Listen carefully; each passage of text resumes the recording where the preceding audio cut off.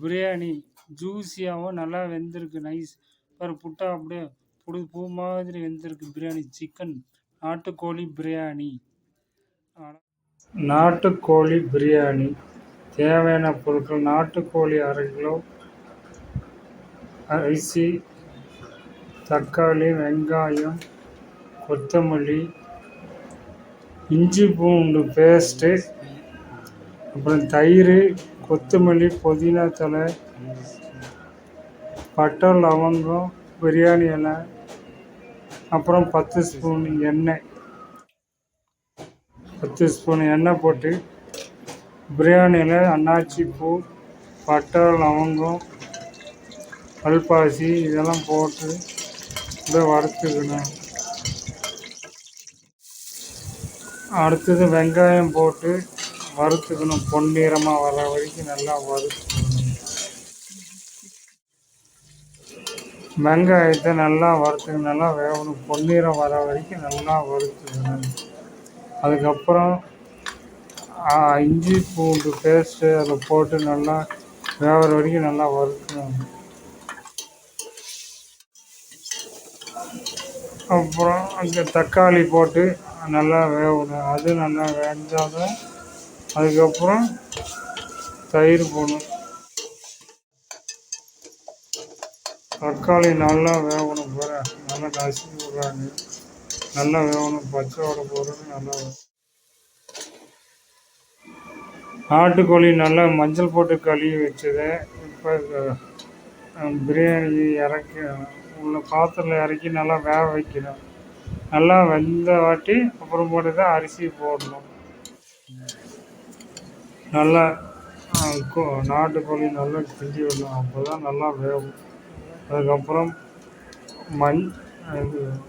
மிளகாத்தூள் 2 ஸ்பூன் போடணும். கரம் மசாலா 1 ஸ்பூனு, கோழி பிரியாணி மசாலா 1 ஸ்பூன். மசாலாலாம் போட்டு நல்லா கலந்து விடணும். கறியில் நல்லா இறங்கணும். கறியில் அப்போ தான் நல்லா வேகும்போது நல்லா டேஸ்ட்டு கொடுக்கும். தயிர் 100 ml ஊற்றணும். நல்லா கறியை கிண்டி விடணும்.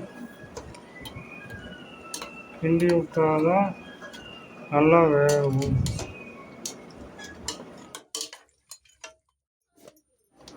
தேவையான அளவு உப்பு.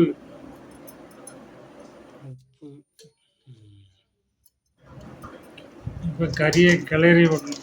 கிண்டி விடணும். கிண்டி விட்டாதான் உப்பு எல்லாத்துக்கும் ஏறும். இப்போ கறி நல்லா வேகும். கறி வேக விடணும்.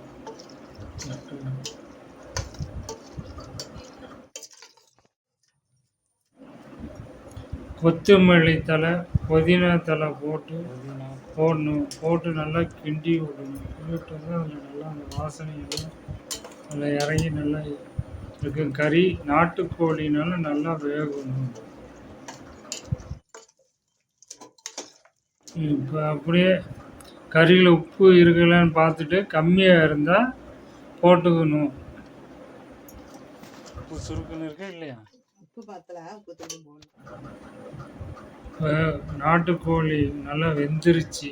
இப்போ நெய் ஊற்றிக்கலாம். அப்புறம் அளவு தண்ணி ஊற்றிக்கலாம். அளவு தண்ணி 3 டம்ளர் இல்லை 1/2 கிலோ அரிசிக்கு 3 டம்ளர் தண்ணி ஊற்றணும். அப்புறம் கிண்டி விட்டுக்கணும்.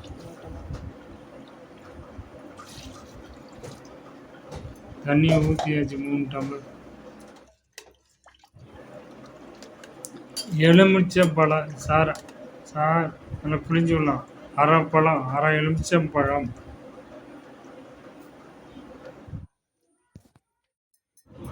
உப்பு கம்மியாக இருக்கிறதுனால கொஞ்சம் போட்டுக்கலாம்.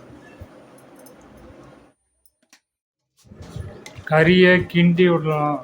உப்பு நல்லா அதில் உரைக்கும். இப்போ ஒலை கொதிக்கும். லைட்டாக கொதிக்க ஆரம்பிச்சிருச்சு. இன்னும் நல்லா ஒலை கொதிச்சா அரிசி போட்டுக்கலாம்.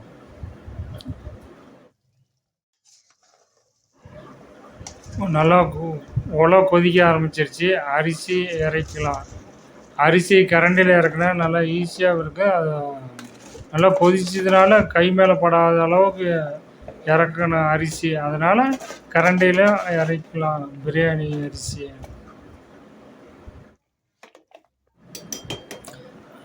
அரிசி இறக்கியாச்சு. இப்போ மூடி போட்டுக்கலாம். நல்லா மூடி குக்கர் நல்லா போட்டு மூடி மேல் விசிலெல்லாம் போடணும். விசில் போட்ட வாட்டி 2 விசில் வந்தால் போதும். ஏன்னா கறியெல்லாம் முன்னே வெந்துருச்சு, அரிசி தான் வேகணும். அதனால் பிரியாணி ரெடி ஆயிடும். 2 விசில்லே போதும்.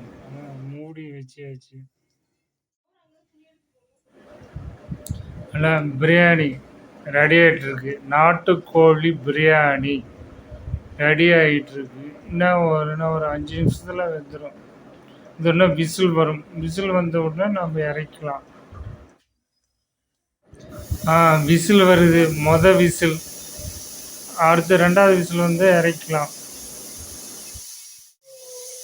அடுத்தது 2வது விசில் வந்துருச்சு. பிரியாணி வெந்துருச்சு, ரெடி. நாட்டுக்கோழி பிரியாணி ரெடி. பாரு, நல்லா ஜூஸியாக அருமையாக இருக்குது பிரியாணி.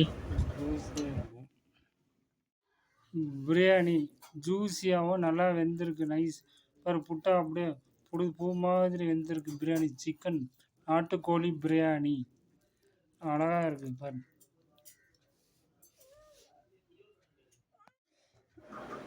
பிரியாணியுடன் கிரேவி சாப்பிட்டா நல்லா இருக்குதுனால கிரேவி சிக்கன். நாட்டுக்கோழி பிரியாணியோட கிரேவி சிக்கன் சூப்பராக வெந்திருக்கு. அதோட முட்டை வேறு, முட்டை இன்னும் சூப்பராக இருக்குது.